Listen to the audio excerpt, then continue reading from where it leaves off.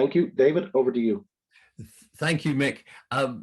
Somebody asked me a while ago, why is it that people refer to you as one of the pioneers of coaching and mentoring? And I usually say, because everybody else who was around at the time is pretty much, or most of them are either dead, deaf, or demented. Which of those I might be. I'm certainly going deaf anyway. So what we're going to do today is have a little bit of a romp around coaching and organization agility, and just look at some of the forces at work and some of the new concepts and ways of thinking that we might find helpful. So I'm going to start by sharing my screen, if I can do it in a simple way. Here we go, share screen.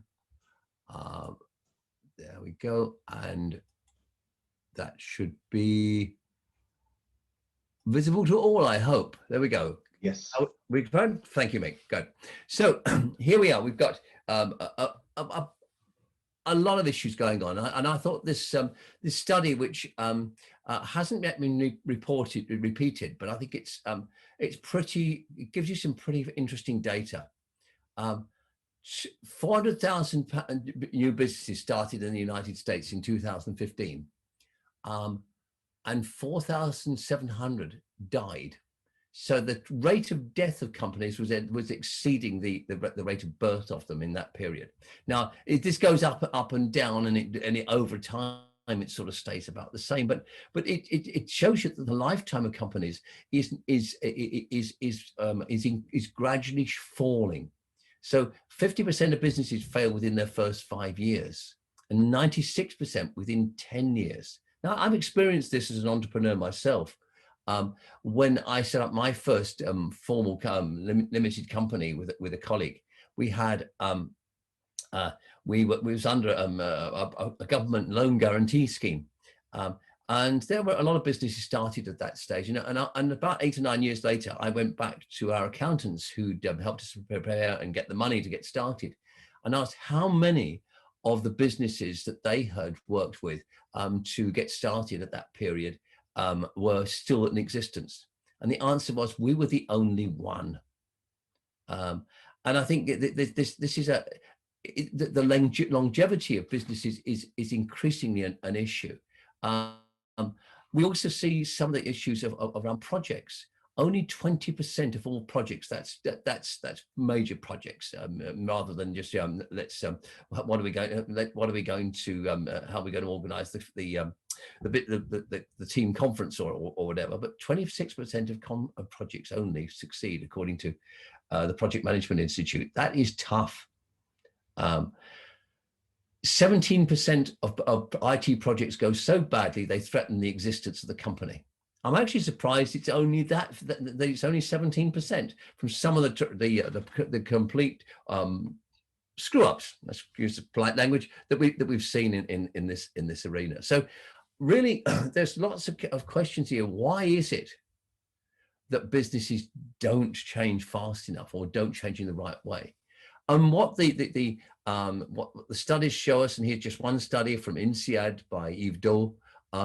It comes down to poor decisions by management, the result of inadequate environmental scanning. The world around them is changing faster, and they're not noticing the changes that are happening. There's a great book called Upheaval, that's come out in the last couple of years. That I think it has some really interesting data about national economies and how nations go through trauma. And most of the stuff is we don't see what we don't see. There's another book called Thinking the Unthinkable, which goes even further into this, and basically says we get caught out because we don't notice what's happening around us. So that failure to adapt to change, we keep coming back to the question: are you changing and adapting as a business as fast or faster than the environment around you, or are you always behind the curve? And I think this is always a challenge. In doing some coaching in a business recently, one of the things that came out was they had this belief that they were more innovative than their competitors. but their biggest competitor was bringing out nearly twice as many new products each year. And what they were basing their thoughts upon was as we were, and there was a time when they were younger and more agile as a company, when they were producing more lots and lots of innovations each year, but it became harder and harder as they became older, and basically the organizational arthritis crept in. And so much of this is not that some of this is to do with organizational arthritis, but other parts of it are simply the environment's changing. Everything is the business that you thought you were in is no longer the business you're in. And an example of this inside organizations is the systems that we use for performance management. In a study that I did some years ago, we identified that routinely companies would put somebody into a role for which they were perfectly suited or very well suited, and they would be a success for a while. And then over a number of years, the requirements of that job role would change.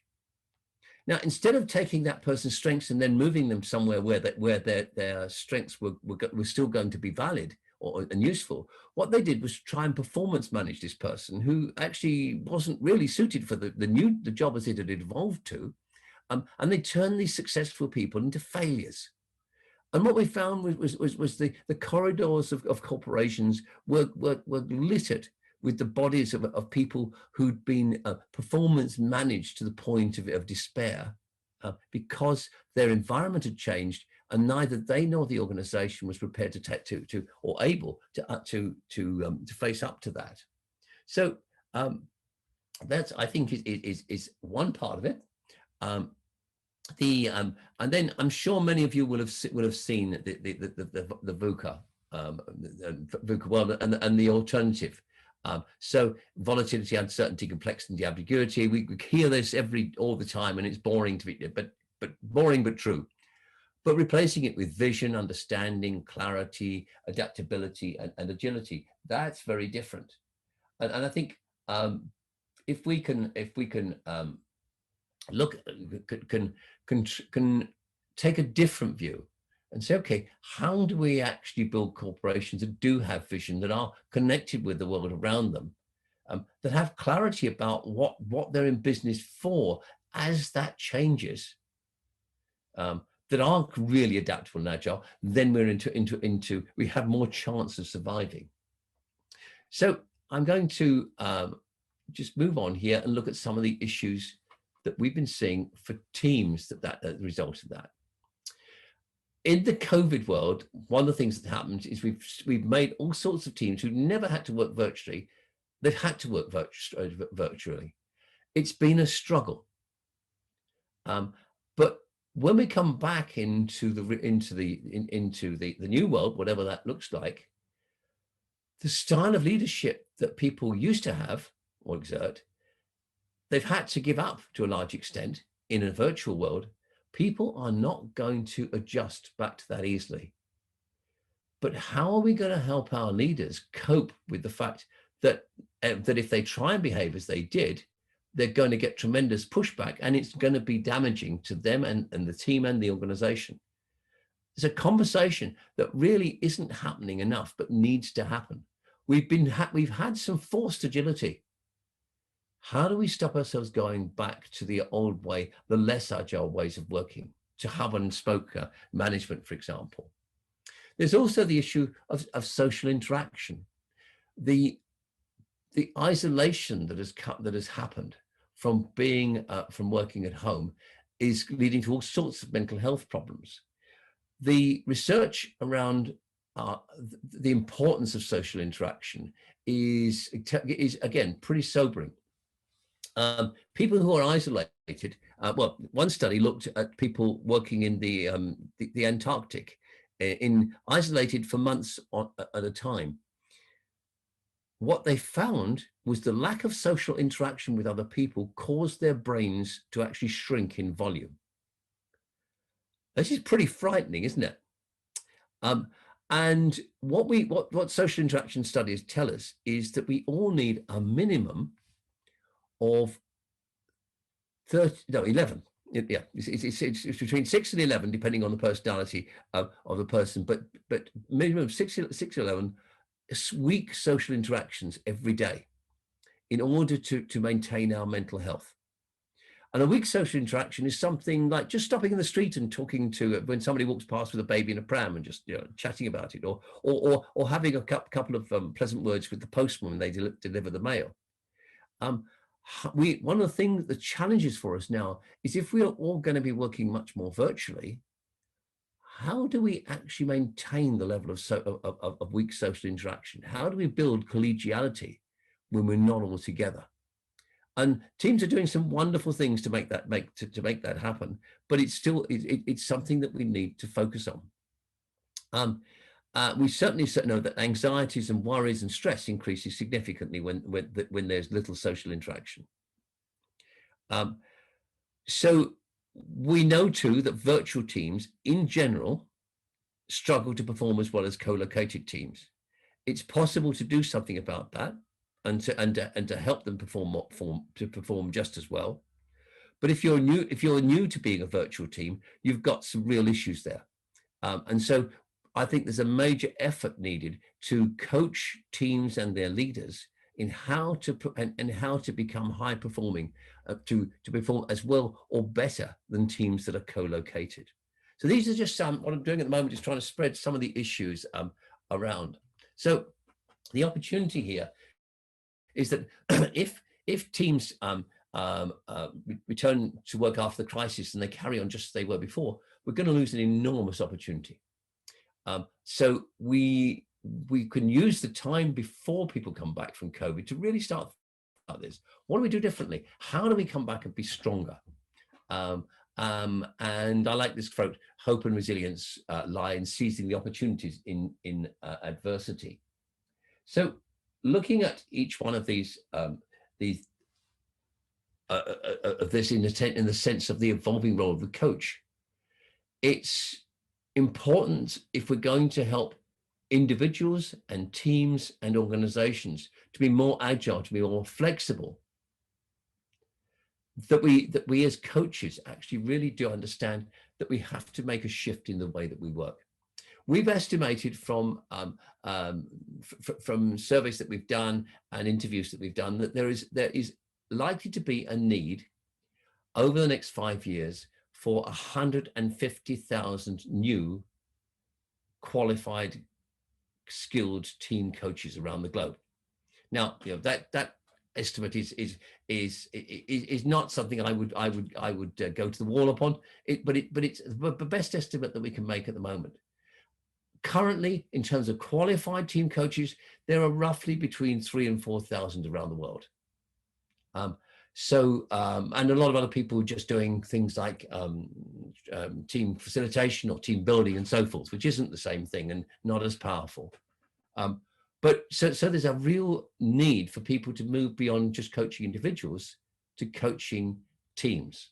And the intermediate step here is to coach the team leader, to coach to coach their team, or to create a coaching culture in their team, and then to move to team coaching. But we're going to see a big increasing role here for people.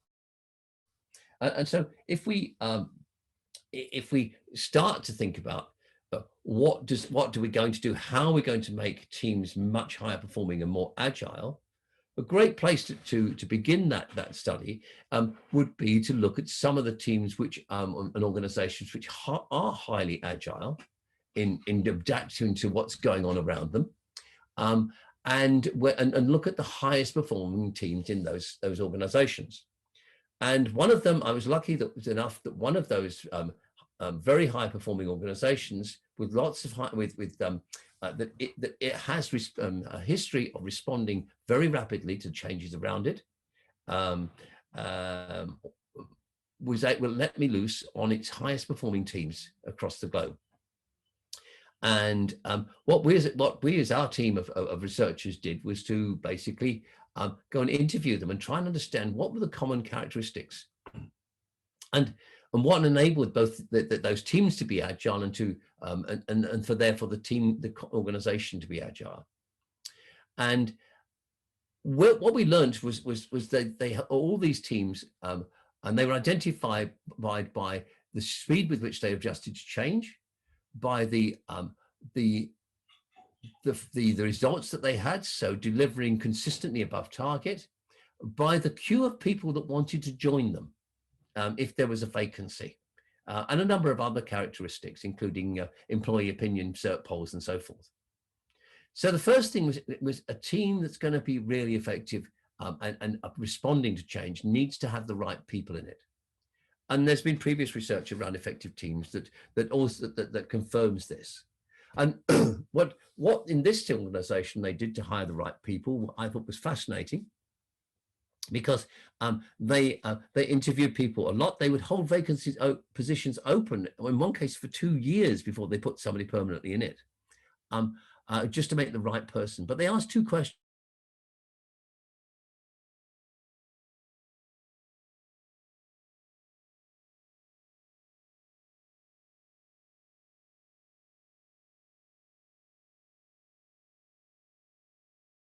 What is it that this person will bring to the team, which is a unique contribution? So what can they uniquely bring to this team?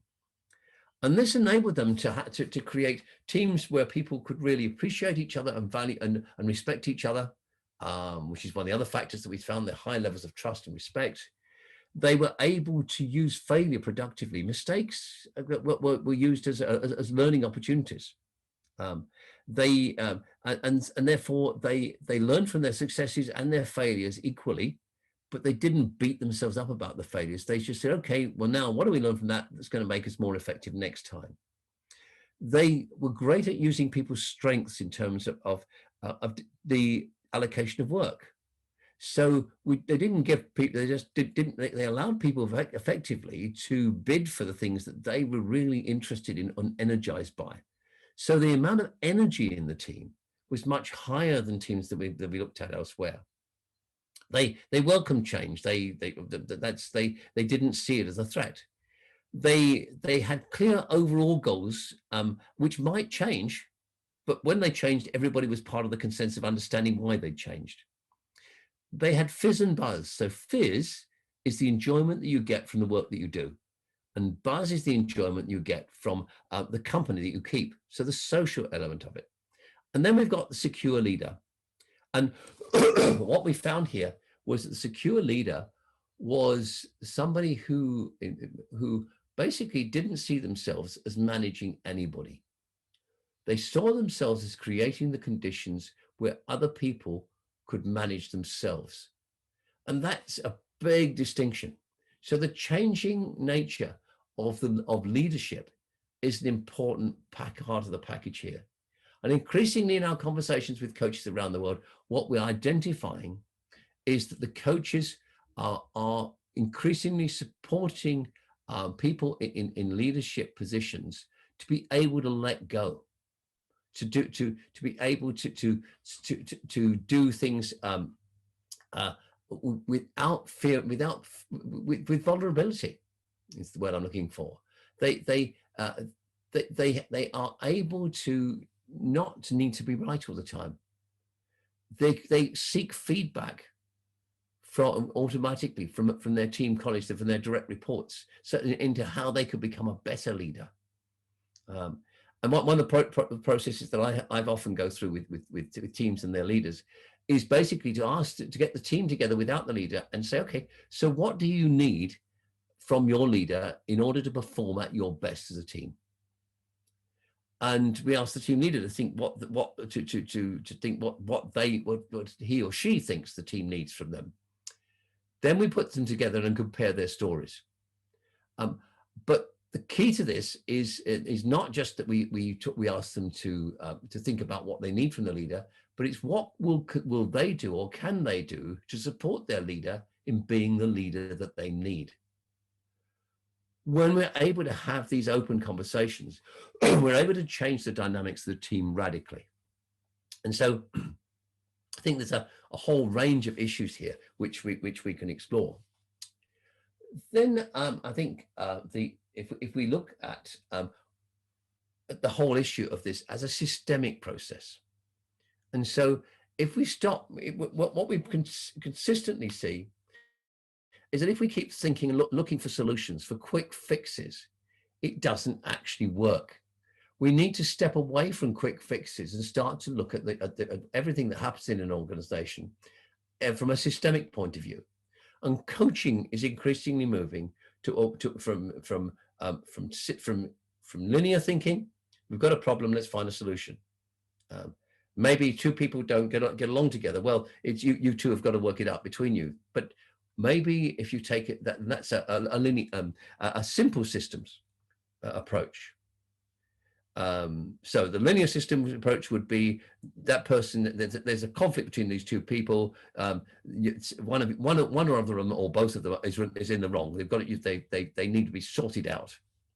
A simple linear simple systems approach would be, okay, we've got two people, they're in conflict. It's their responsibility to go and sort it out between the two of them.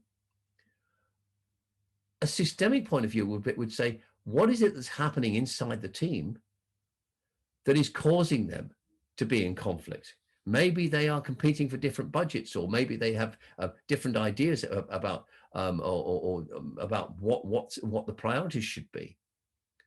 A complex adaptive systems approach would look at how those particular drivers, the things that are influencing the conflict, relate to the stakeholders and influences outside of the team, and the interplay between those stakeholders and influencers. So we get more and more complicated as we go through. So a while ago, we did a deep study of the literature on team performance, and we read hundreds of articles and books and so forth, trying to understand what are the factors that people said contributed to the performance or dysfunction of a team. We looked at some models of things of dysfunction of teams, and one of the things we looked at, for example, was Patrick Lencioni's 5 dysfunctions of a team, and we looked at the evidence behind that and found it extremely lacking. And in fact, nowhere near as predictive as it claims, or people claim it to be, and indeed lacking and based upon the evidence of previous team research, missing some really important things. Like it assumes that the things that go wrong with a team are to do with the internal dynamics, and starting with trust, when actually it may be that the dynamics come from outside. So it was taking a linear perspective, not a systemic perspective. And from there, we started to look at the various aspects of the things within the systems that would make it make it difficult to, or would either drive or hinder performance. What we learned was ultimately we could boil everything that happened and affected the performance of a team down to 6 key factors, each of them interacting together to produce the complex kaleidoscope of whether the team performed well or not so well. And in that, and so those 6 things were started with. We always need an acronym, don't we? So we call it, the acronym is PERIL. And the first one of these issues is the purpose and motivation. What is the team there for? Do people actually share the same perception of what the team is there for? Does that purpose actually motivate them? Do you feel energized by it? If you're not energized by it, it's not much help. A recent Sloan Management School study found that in the companies that it investigated, in so many cases, there was no real alignment, even at the top of the organization, the executive team, as to what the key strategic priorities were. And the further down the organization that you got, the worse the picture became. Simple things like that will have a big impact on performance. The second element of the PERIL model, the E, is the external systems and how you relate to your stakeholders and influencers. And I draw this distinction: a stakeholder is somebody who's affected by what the team does. An influencer is somebody who exerts an influence on how the team does what it does. And so having the relationships and having the systems that enable you to have clarity with your stakeholders about what you're trying to do, what they need, and so forth. The R is about relationships. How do people get on together? What is are they honest with each other? What is the level of psychological safety in the team? Can people actually speak up when things are, when they think that things are wrong? One of the questions we ask in our psychological safety questionnaire is how many times in the last month have you bit your tongue and not said something that really needed to be said? And the I is about the internal processes. So it's how do we make decisions?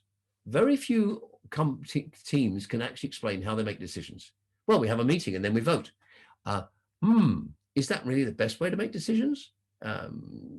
Basic answer, no, it's not. It's actually, it leads to poor decision making. So how could you improve how you make decisions? Equally, how do you communicate to each other? Who communicates what to whom? What are the processes that we use? Going back to the early days of total quality, process mapping, and looking at the FUFs, the foul-up factors that are going to happen between each stages of a process. There's lots of technologies there, which is still only rarely used in teams. And then we have the learning processes. So are we learning as a team faster than our environment needs us to? And underpinning all of this is leadership. And I'm very specifically saying leadership. So it's not about being a leader and exerting control and leadership. It's all about about distributing leadership, making leadership's too important to leave to one individual. And so it's about the process of making leadership happen where it needs to happen. David? Yes, please, Beck. Hi. I think your slides are stuck at the core traits. So we are still seeing the core traits slide. Are you? Oh, that's right. That's where it should be. Yeah, I'm not moving on yet. Yes. So, okay, thank you.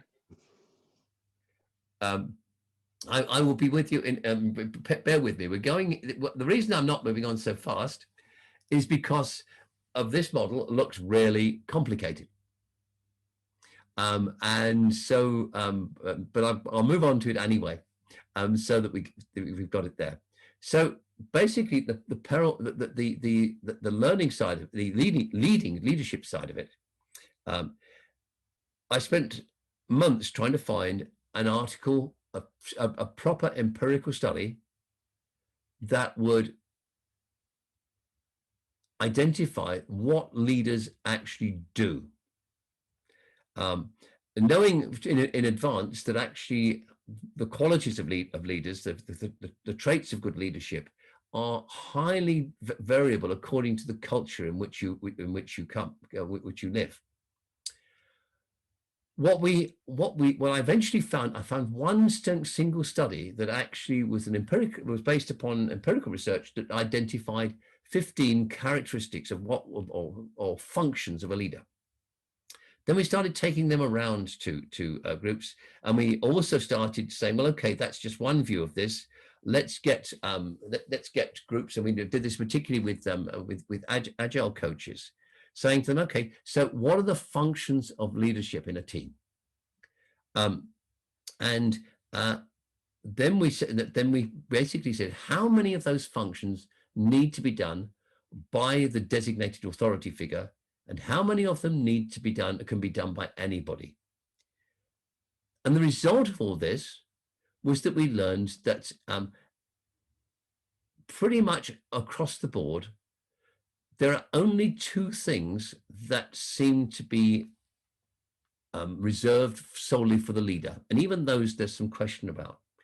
Just as an piece of interest, anyone like to suggest what are the two functions of leadership that need to be reserved to an individual leader? Anybody got any suggestions? Please unmute yourself and or put it in the chat. The strategic vision. Okay. Interestingly, the answer to that is if you involve the team in it, the vision tends to be much clearer and much better. So It's you a might start the process. remuneration. Sorry, It's remuneration. a yeah, or salary. Okay. Okay. Fascinatingly, you get much more motivated teams if the team as a whole has an input into into the value of the contribution that each of its members make. David, Surya this side. I think as a leader, the most important tangent would be to drive an engaging environment, where the constructs like impact which people in the team are making would also come into picture. So according to me, a culture of belonging and driving the engagement inside the environment would be the most impactful pieces for a leader there. Okay, but it's not something that the leader can do on their own. They can only do that with the consensus and the support of the team. So the team has got a major role to play in this. The two things are actually not that obvious. One of the two is that you need a designated authority figure to sign off on resources, or to be the person who gets the key resources from above. So the head count and basically negotiates with the structure of the organization to get resources. So that's number one. Number two is protecting the team from interference from outside that gets in the way of it doing its job. Everything else we've found multiple examples of the team itself being either fully or partially responsible for in terms of taking a leadership role. Does that surprise people? Probably not the agile coaches in the room, David. Yeah, probably not. No, but I think it's quite fascinating that there is very little that leaders need to do. We did a short survey of 400 people, both coaches, HR professionals, and business leaders at the beginning of last year, and we found that the vast majority said we need to shift the way that the focus of development and the focus of performance management away from from individuals and far more towards the team. So rewards should be team-based much more than individual-based, and also development should be team-based rather than individually based. And so bringing us this complicated model here, or complicated looking model here. The key to the Perel model is that everything interacts with everything else. So if you have high purpose and motivation, and you really are in having good conversations, and links with your external stakeholders, then you get a very strong alignment of values with them, and therefore they're going to be much more supportive of you. You need budgets, they're going to give them to you. You'll find that if your relationships are good inside the team, if you get on well together, you trust each other, then you're much more able to turn that purpose into practical outcomes. There's less interference. But look what happens in the red, where things start to go wrong. You might have good relationships inside the team, but if your relationships with your external stakeholders are not good, then that's actually going to create conflict with stakeholders, and that will gradually undermine the quality of the relationships within the team itself.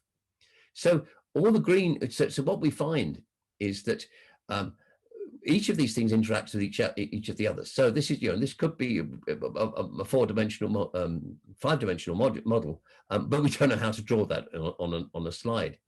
But everything interacts with everything else. And the way that we use this is firstly, sometimes through a questionnaire, but sometimes we use this too by saying, okay, let's take some examples of when things have gone really well within this team over the last few months, and some examples of things when they really haven't gone very well. So let's look at those. What was actually happening? Did we feel that what we were doing really aligned very closely with our purpose? Did we feel energized by this particular task, etc.? And we work through all these things, and we map out the positives and negatives on the matrix for each of those issues. And when you do that, you begin to see that there are recurring patterns. And it's those recurring patterns that give you the lever for making change happen. So you might actually, time and time again, as a coach, somebody would say, we've got a problem with trust in our team. Can you come and help us build trust?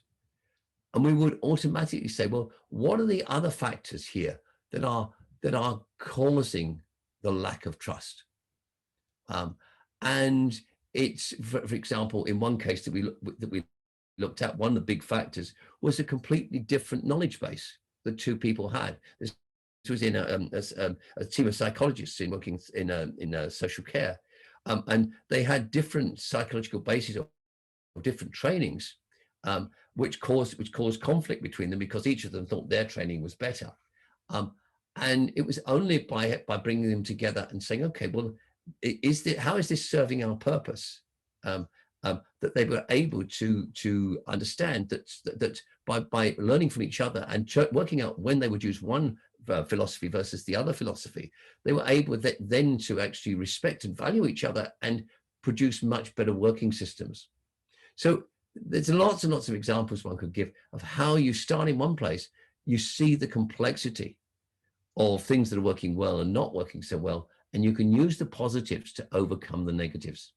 So it's not seeing, so the whole thing is to get away from linear thinking and to move towards complex adaptive systems thinking. And one of the things that we see, fascinatingly, when we start to use this approach to its most effective, people start looking at the interactions between the stakeholders and how they can actually change the whole system of which the team is a part, for the better of both themselves and of the system and the system too. So we're looking at greater complexity. And I think one of the big, both for coaching in general, and I think for the agile movement, we have to start looking much more less at processes and routines, and looking at the complexity of systems, increasing complexity of systems and complex adaptive systems. Now I'm going to stop at that point and ask if there are any questions, and then suggest that we take a little bit of time and actually go and explore and play with this.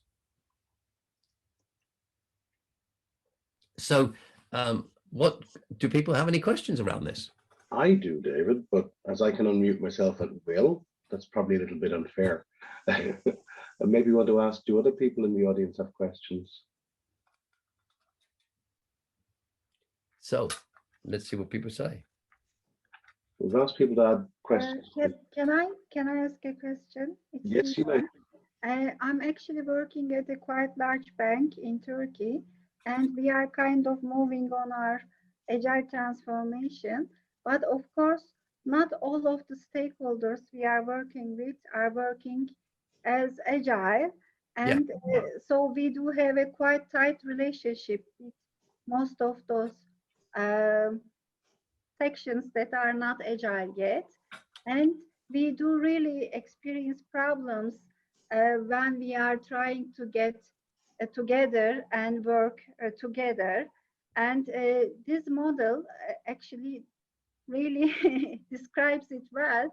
If you don't get along with your stakeholders, you can be an amazing team, but if you are not in line with your stakeholders around you, then you are experiencing big problems, and some of them also quite hard problems to solve because they are on an organizational level problems.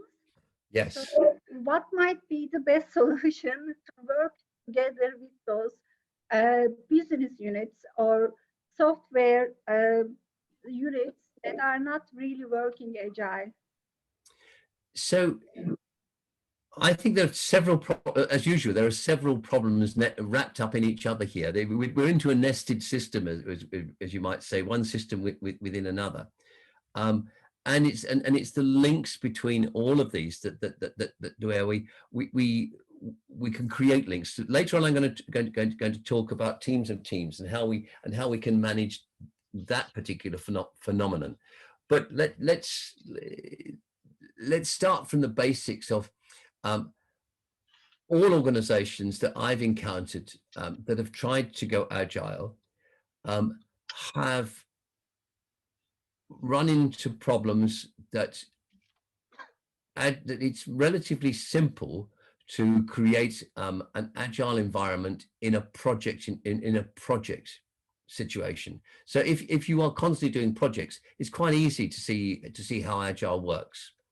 If you are in a business as usual organization where actually nothing much changes, you're doing the same things, or if you're in things where there is no clear route to where you're trying to go, as in a strategic planning function, for example, or top management group, it's very difficult to apply the principles by the rule book. And I think we have to step out of that and say, what is it that we want to take from agile, the agile principles, that actually is relevant to the different context of the different teams. And that's certainly something that's been exercising my mind for a while, and quite a lot of other people. Is there a different definition or different style of agile that works, that you have to apply at an organizational level, or at a top team level, or in a team where people basically don't have the level of interdependency that you would expect in a project team? So a good example of that would be a sales team. In a typical sales team, people going out into the field, for example, they're on their own. The level of interdependence between them, or task interdependence, is very small. And so how do you actually turn that into an agile environment? Well, you have to rethink what you mean by agile. I don't know if that's helpful or not, but that's the way that we're thinking at the moment. Yes, thank you so very much. So, David, I maybe have a question then. We talk about this kind of complex system and that we're operating inside of that.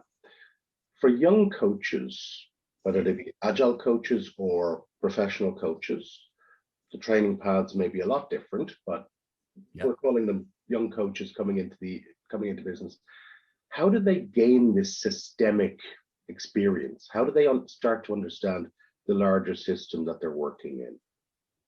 Well, I think that the key is to first to read up about complex adaptive systems, so get some idea of chaos theory as well, and to recognize that a lot of things are not predictable. What we're trying to do in project planning is to make things as predictable as possible. But if we say that actually nothing is predictable, and start from the opposite end, then say, okay, what are we looking for? Let's find the patterns. And it's just a matter of practice, observing the patterns that are going on inside a team, inside an organization. There's this, I think, team coaching, it draws to a considerable extent on the previous disciplines of family therapy. So understanding the complex dynamics of people in groups. And therefore beginning to understand that nothing is quite fixed, but but you can find anchor points. In chaos theory, we might talk about strange attractors. So it's being able to apply, it's being able to step back from the immediate linear thinking and look for the patterns that lie under the surface. And that comes with practice. And the political aspect of a larger organization then? The political aspect? Yes. That's a whole, we're actually in the midst of a study at the moment looking at coaching in politicized environments. So when you boil it down, politics in an organizational sense is the art of getting things done, and therefore it's about moving the chess pieces. It's about the flexibility to build alliances. Properly used, politics can be highly beneficial. There's a difference between being political and being politically aware. So if you're being political, you're manipulating people for your own ends. If you are being politically aware, you are aware of the politics and you work within the politics, but you're doing it for the purpose, for much wider, more collegial, collective purpose. You're managing the resources, if you like, or which include people and people's attitudes and behaviors, in order to achieve the purpose of the organization. And again, for those young coaches out there who are starting out, basically get involved with political dilemmas. Identify them. There's a great book called Political Dilemmas by Gary Rankin. I think it's a very old book now, but it gives you a whole book full of different situations. Just simply look for what are the dilemmas here. Look for polarizations. When things are, whenever something is either or, is there what lies in the middle? So I just basically go out and look for these things. They're all around you, as long as you become, and all you have to do is become more aware of them. Thanks, David. Were there other questions from the audience? Yeah, David, there's a question from Priya in the chat there. I'm not sure if you can see that, or Priya, did you want to ask your question? I can. Hi, David. It's a really fascinating talk that you're giving. My question is, when working with complex adaptive system, it's very hard to see the pattern, because as you're looking at the pattern, things are evolving. So, so how do you know what is actually a pattern versus what is just the interaction of two different systems that you never saw coming together? Well, I think that's one of the ways we get at this, is to get to look at your successes and your failures. And so you basically, you look at those and you begin to see the patterns behind them. And so it's the repeated patterns that enable you to understand the system better. Now, as you say, those repeated patterns can change. Something in the external environment can create a major shift.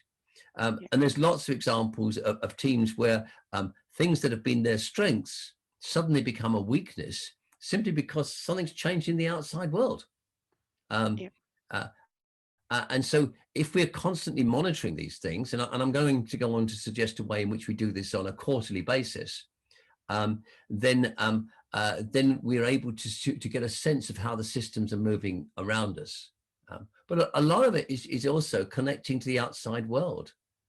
The networks that we have.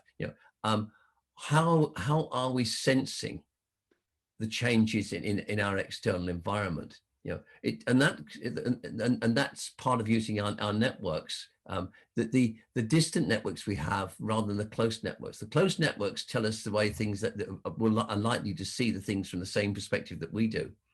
But if we go out to people working in completely different areas, in different companies, in different disciplines, they're likely to be seeing changes happening that you're not observing because you're at a different spot on the landscape. So it's actually being connected to people who are at different places on the topography of your industry, your profession, that can actually say, yes, but things are changing for me here. I wonder how that's affecting you.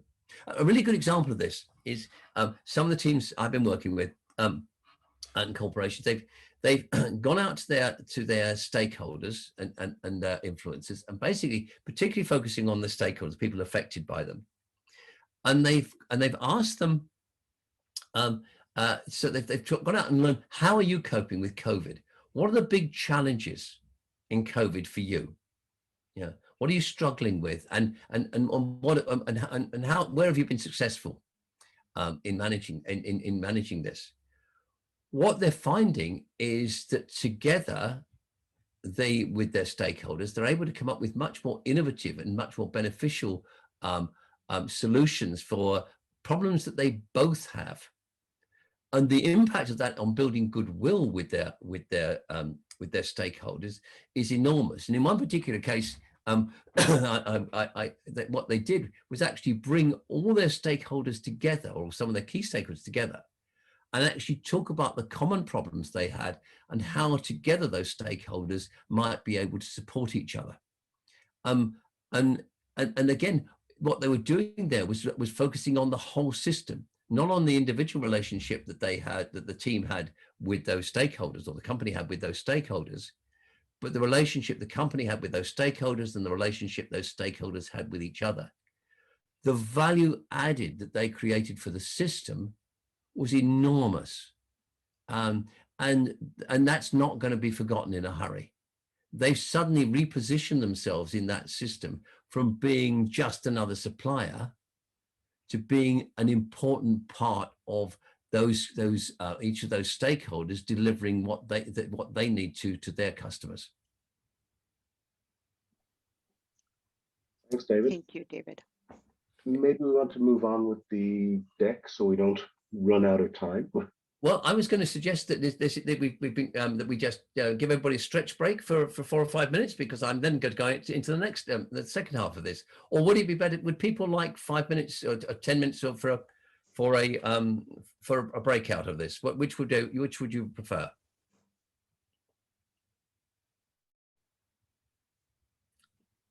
Five minutes breaks would be great. Let's do that then. So we'll just take just 5 minutes. Be back again then. Thanks a lot. Perfect. Okay.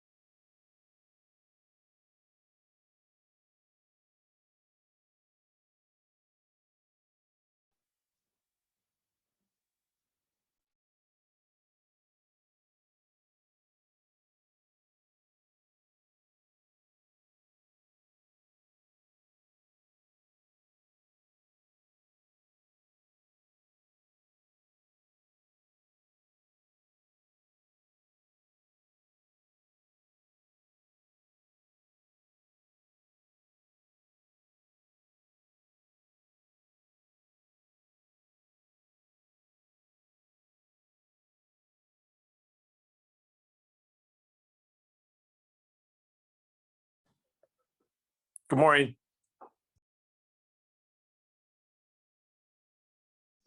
Good morning.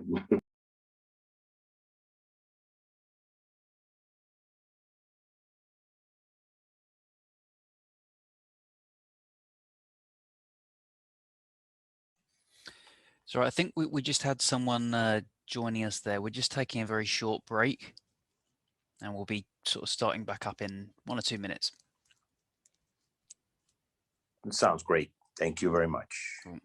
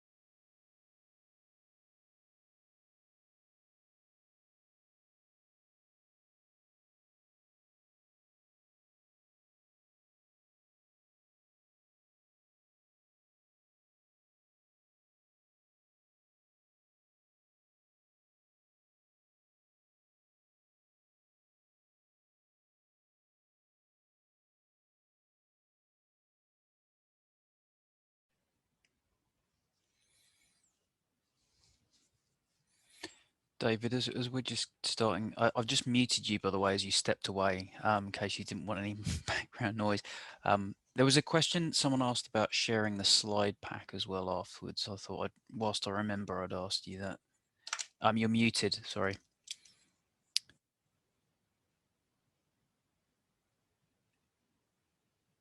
Go. I'm happy with that. Yeah, I'm fine. It's fine. Yeah, it's all good. It's all good PR. Cool.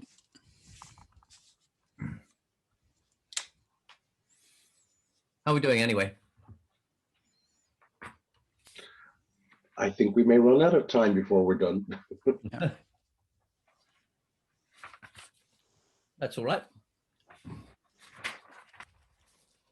like to get them to do something later on. Okay, so we'll only have 25 minutes left. So. Oh, right. Okay. Yeah. So we've filled an hour already. Okay. And this conversation is public as well. So. Yeah. That's fine.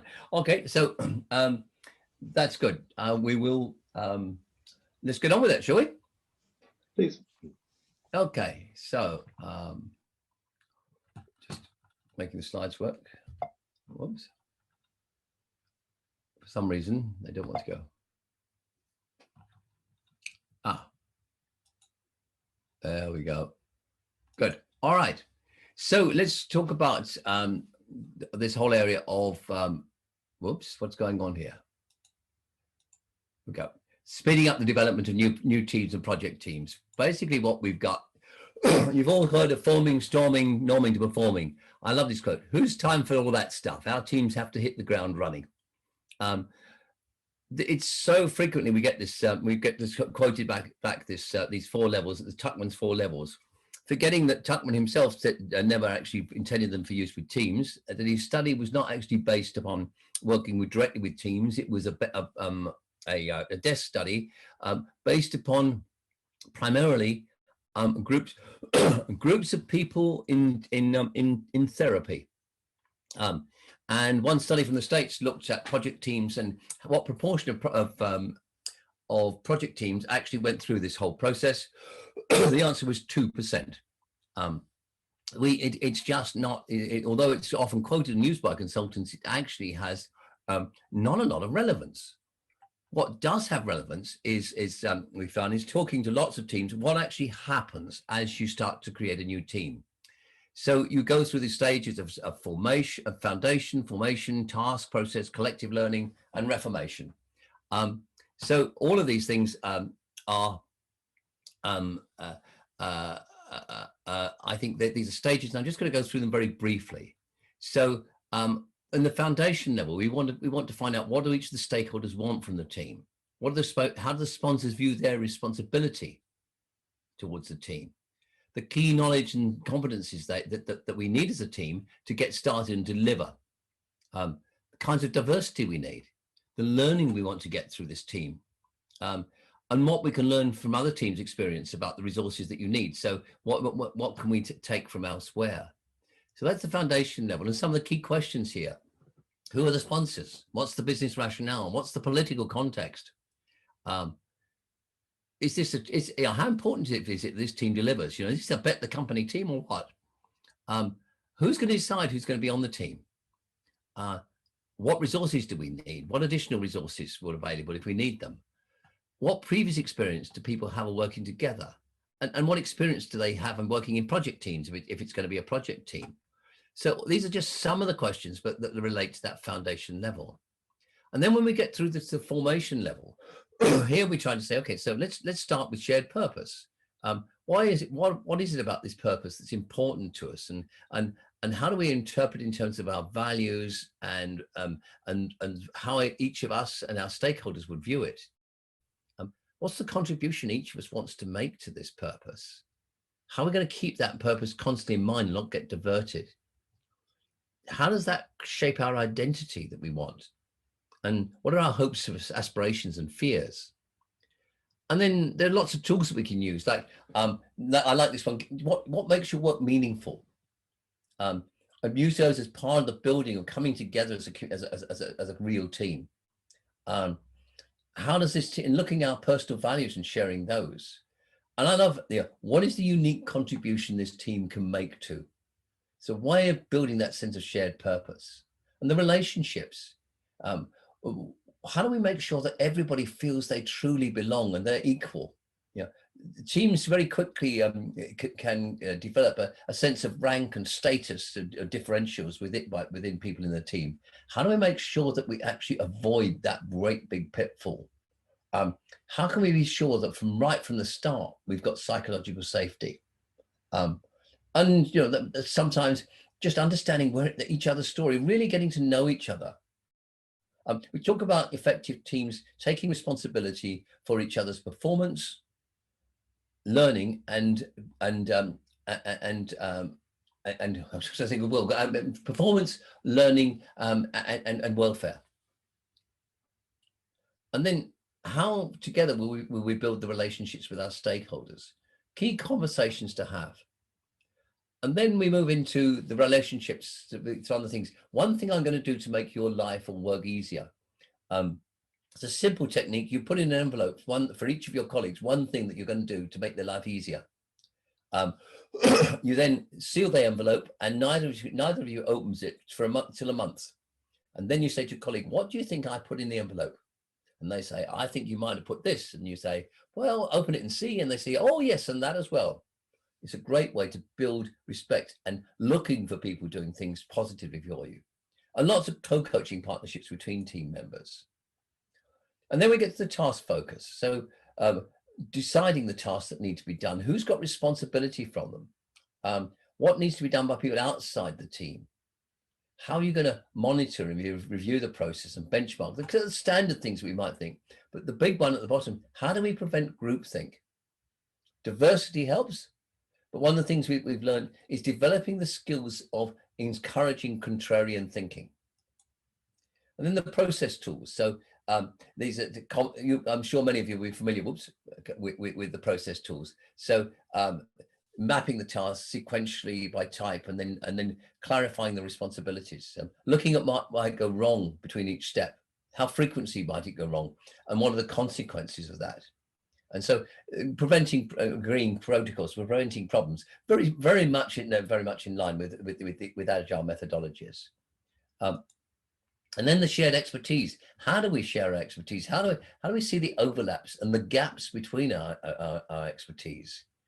Where are we going to get the new knowledge if we see that there is new knowledge needed? Who's going to question our assumptions? We're back to the contrarian thinking again. How do we maintain this healthy level of naivety? Lovely question. And then we get people to share their areas of expertise and the areas where they want to learn. We get there, and simply here's a just simple tool to get everybody to write down their fundamental assumptions about a team task, and to think about those assumptions. Supposing that assumption were no longer valid, what could happen around us in our environment that might make it less valid? And if that's the case, what alternative assumptions do we need to have ready to bring into play if the environment around us changes? This is taking a systemic view of the environment that we're in. And then we get in the task focus again to leadership and accountability. So what are the leadership functions this team needs, and who's going to take responsibility to them? When do we move responsibility for things within the team? And here's another tool. We break the team task into lots of responsibilities, and people just take the top 5 that most energize them, enthusiasm them. So how are we going to actually manage the allocation of tasks? It simply means that people are doing things they enjoy doing. They're going to get a fizz and a buzz from. And if we've got things left over, can we adapt them? Can we put them out to somebody else? How do we make sure that most of the time we're doing things that really energize us? And how do we keep learning? So thinking about our forecasts, how we recover from setbacks, how we actually put more challenge to ourselves, how we support each other, and so forth. All of these things. And I love the question at the bottom. Could a different team deliver the purpose better than we can? And if that's the case, what do we want to do about that? How do we want to change ourselves, or should we actually be passing it on to the different team? I love mistake of the month. It's one of the things, every month you give a prize to the person who produces the best mistake. And it's not the mistake itself. It's the learning the team can take, or the reflection they've done about it, and the lessons that they put forward for the team as a whole to learn from that mistake.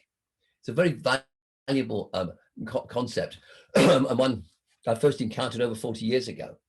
And just things like sharing one piece of new learning you acquired each time you have a team meeting. So I think these are all practical ways of dealing with this focus level. And then when there's reformation, having a new getting the new member to really think about what we can about what they see, to give feedback to the team, to use their naivety, thinking about times when we need to refocus and well. So are we getting too cozy in this team? There's a tool that we use called retro-engineered learning, which brings people who've just joined the team up to date. What you do, you start with the old timers, and you say, okay, so what were you tasked with when you started here, and what was the situation? And they describe it. And then you take the newcomer and say, okay, if you've been there then, what would you have done? And they explain that, they say what they think should have been done. And then you say to the old timers, was that what happened? And they say, well, no, we couldn't do that because. And they say, okay, so in those changed circumstances, what would you have done? You go backwards and forwards. And over the period of an hour or so, the newcomers really get to understand the history of the team. And this is a way of actually making the reformation process when new members join so much more powerful, and to engage them with the team and its future narrative so much more easily. And environmental scanning, we should be doing this all the time. What's changed, what's changing, what might change. And then we have the BEAU team. Now, BEAU stands for business evolving as usual. And it involves 5 basic things. Firstly, learning takes place all the time in the team. And we integrate individual development and team development into a team development plan. We've got appraisal shifts from being something done by the manager, and a performance management shifts from something being done by the manager to a process that is employee-led.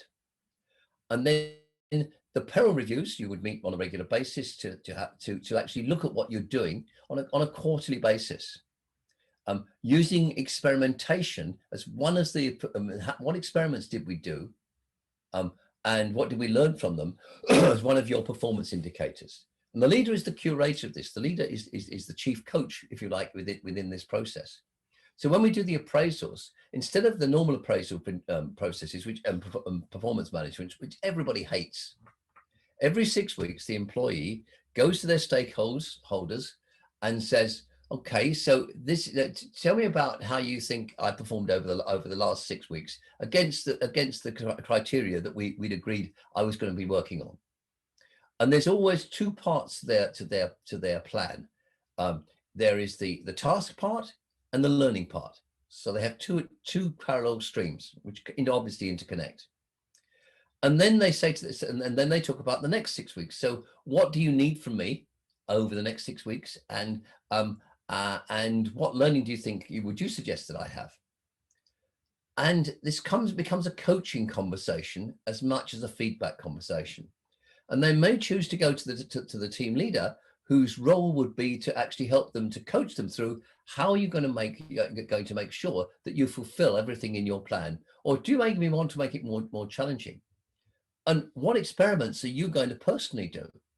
So when we get to the quarterly peril reviews, when we're looking at our environment and our successes and failures, and the experiments we want to do, the individual experiments become part of the group experiments.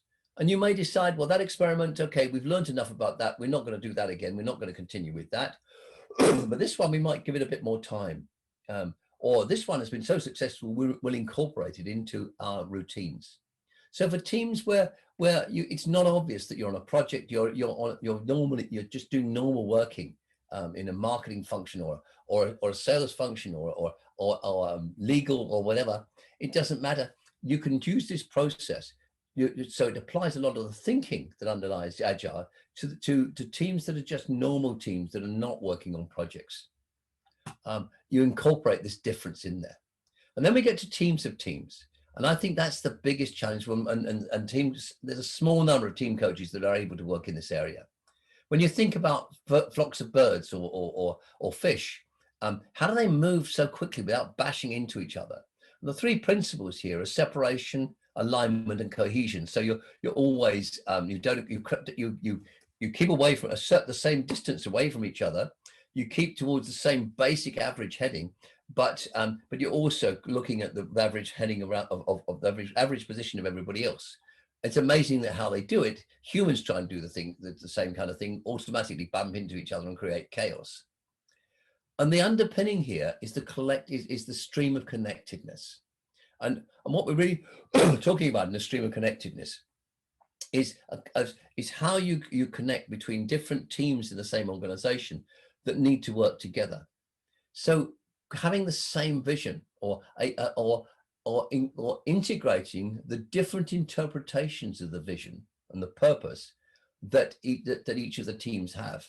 So it's common and normal for the company mission to be or vision to be interpreted slightly differently according in each department that flows down through the hierarchy. But how do you bring those together so that those purposes actually are supportive of each other, not undermining each other? And so so collective vision is one of the streams we've been able to identify. The informational collective intelligence one is another. Something happened in a bank branch, for example. We found that that people were customers were coming in, and maybe one customer in a week would be coming in with a particular difficult query, and it would just be seen as an anomaly within that branch because it was only happening now and again. But when you put together the fact that this was happening in multiple branches across the country, suddenly when you put that information together, you are able to say, hang on, there's something happening here. We should be producing products or processes to deal with this. And so it's a system underneath the teams which actually identifies anomalies. And so bringing people together, and in each case we might have a sub-team of people who come together simply to collect anomalies and then to see what the impact on those and the system as a whole. How do we move people around? So if you've got spare resources, can you move people between one team and the other? How do we disseminate ideas? We've lots of examples of ideas being invented in one part of a company, going to the person who invented it doesn't takes it away to another company, and it goes all the way around the world and eventually comes back to the same company and say, what a brilliant idea, why don't we do that? And then say, but we invented it. And so how do you actually disseminate rapid ideas within the organization? How do you give people the voice to be able to say when they're not happy about things? Me Too is a great example of people whose views nobody wanted to hear their views, but suddenly when they come together collectively, they're able to have an influence. So how do you actually identify dissent and actually use dissent as a positive driver of change?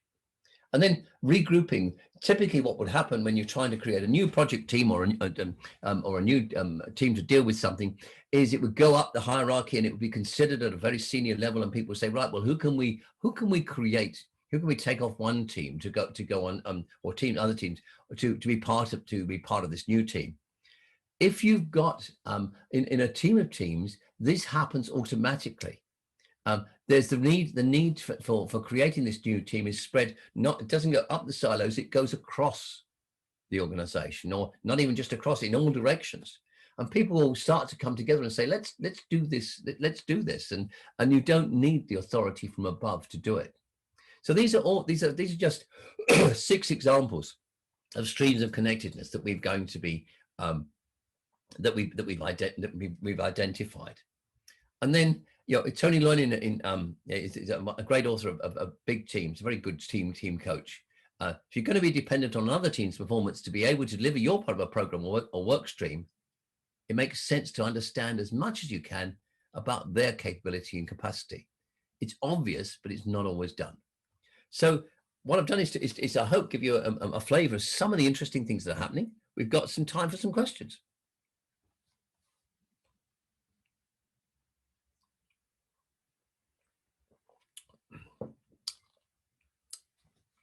Okay, Mick. Okay, do we have any questions from the audience? We're not all on mute, are we? Okay, I'm surprised. I probably have a few questions in here. One was around when we spoke earlier, talked about getting the right people into the right teams. And one of the things I had with that was, you know, a few years ago when the job market was hot, it was very difficult to get people at all in organizations. Yeah. Now the job market may not be quite as hot, so we can pick and choose. At one end of that scale, prices are high, resources are short. At the other, prices are low, resources are available. So how do we build organizations that actually create that choice for themselves? They have access to the right candidates for the right positions. One of the first pieces of research that I ever did was into the notion of talent factories. And we went back in the 1970s. And what I did was to explore the notion, why is it that some companies somehow manage to dominate almost the senior roles in their industry, or people who'd worked at particular companies? How come that the graduates of those companies managed to dominate the roles in across multiple companies? And what we found is, people who've done a spell at Procter and Gamble in marketing somehow seem to take a disproportionate number of the top roles in marketing directors in companies. So what we identified was what was happening is that these companies in each of those functions, they had a reputation for hiring really bright people, giving them a lot of responsibility and a lot of opportunity to grow and to try things out, to experiment, and watch them actually grow in their role, and then move on. But what they did was like a jet engine. They created a vacuum where other people could say, wow, look at what happens to people who work in that team or that organization. Look at, you know, how that really boosts their career. I want to work there. So you create this effect where people are queuing up to come and work in your team or your organization. And this was certainly the effect that we found in the high performing teams in the high technology company I mentioned earlier. Cool, thank you, David. There's a question in the chat. One of the big challenges is that agile is seen as a process instead of a mindset. Coaches then have a bigger challenge. What do you suggest, David, can be the approach to overcome this challenge? I'm not sure I understood the question. That the challenge to coaches or the challenge to agile? Yeah, probably both, actually. The challenges to coaches who are trying to bring an agile mindset to an organization. Okay. People are seeing this as more a process-based thing. Okay, I think for me, I think it's moving away from process towards systems thinking. So I often ask people in organizations, so what are you looking for here? Are you looking for a quick fix, or are you looking for a much longer term, more flexible approach that will enable you to adjust to the changes you know are going to come in the future?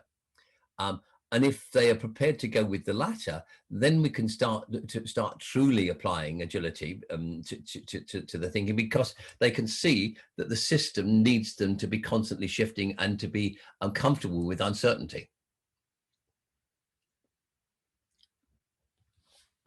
Cool. Thank you, David. There was another question in the chat about probably the last one before we finish. How can we negotiate the initial contract for changing the game? Now, we'll actually have Tammy Turner on tomorrow morning, very early, 6 a.m. CET. So maybe I'm going to ask people to come along to that one if they want to know more about the contracting part. Do you think that's a good idea, David? I think that's a brilliant idea, but I would say the one question I like to ask and seems to really make a difference when we're talking to companies, particularly chief executives, what's the one team in this organization that you can't afford to fail?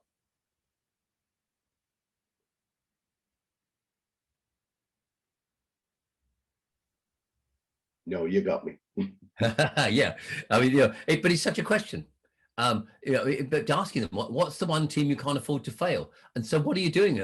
Is that team actually fit for the purpose? And in most cases, they are always they're extremely worried about it, that team, and so then that gives you the entree to be able to do something about it. Get in there and help them. Cool, David. We're at time, I believe. Thank you so much for coming in to see us today. It's been wonderful. I think there are some great nuggets in there. I'm going to let people know that we will make the recording available once I've post-edited, and I hope that's okay. That's fine. For anyone who wants to save the chat, there's a little button down the bottom where you 3 dots where you can save the chat for anything that that was interesting in today's. For now, I'll say thank you, everybody, for joining us. There are more learning series coming up. The conference is on March 22nd to 25th. The conference is at Business Agility Conference.global. You can find us there. And again, to say thank you, David, so much for your time today. Thank you very much. Go safe and well, everybody. Thanks, David. Okay. Bye-bye, everybody. Thank you. Thank you.